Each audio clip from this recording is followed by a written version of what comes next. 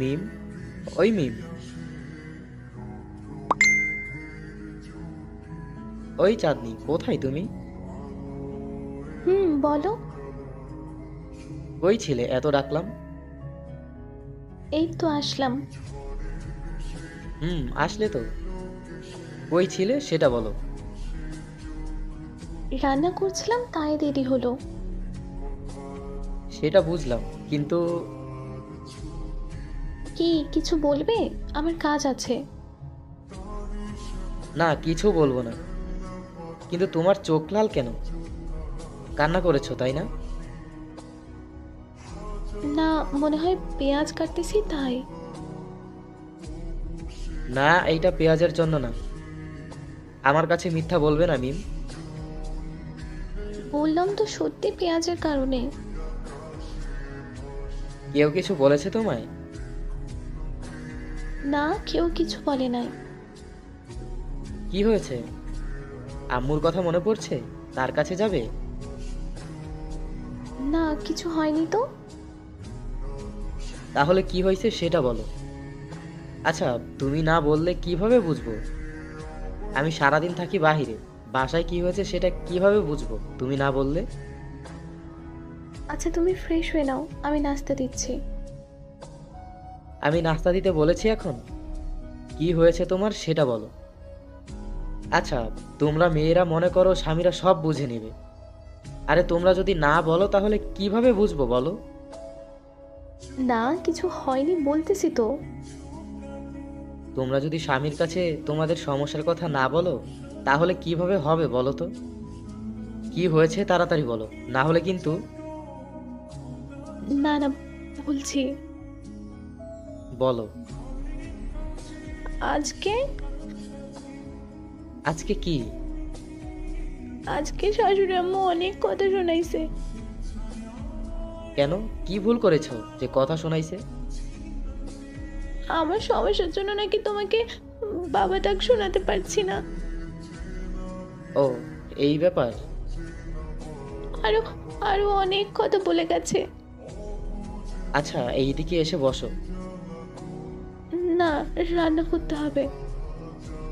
চুপ, এইদিকে এসে বসো, কিছু কথা বলি। আচ্ছা মিম, আমাদের বিয়ের কত বছর হলো? কেন? 5 বছর। ও আচ্ছা, সংসার মানে কি সন্তান থাকতে হবে এমন কথা আছে? না, নেই। এইটা জানো তো, সন্তান হওয়া না হওয়া সব আল্লাহর হাতে। জানি। তিনি যাকে ইচ্ছা ছেলে, যাকে ইচ্ছা মেয়ে দেয়। আবার কাউকে ছেলে মেয়ে দুইটাই দেয়, আবার কাউকে ছেলে মেয়ে দুইটার একটাও দেন না। সেটা জানি। আচ্ছা, একটা কথা বলি মাহির। বলো।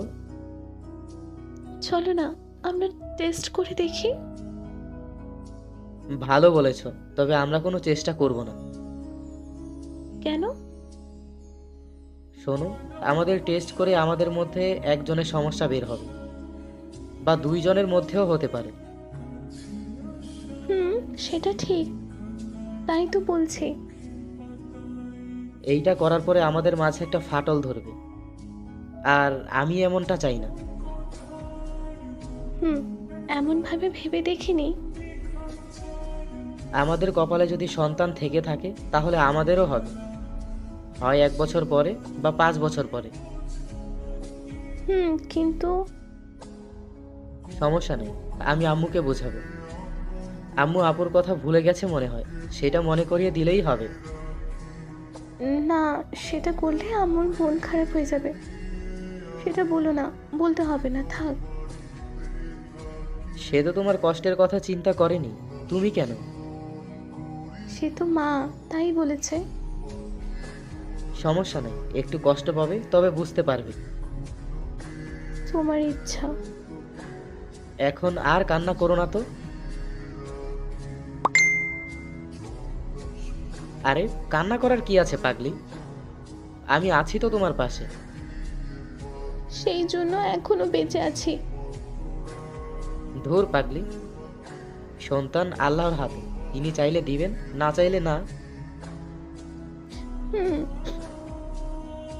আল্লাহর কাছে কান্না করে চাও, সে দিবে। এমন করে মন খারাপ করে থাকবে না আর।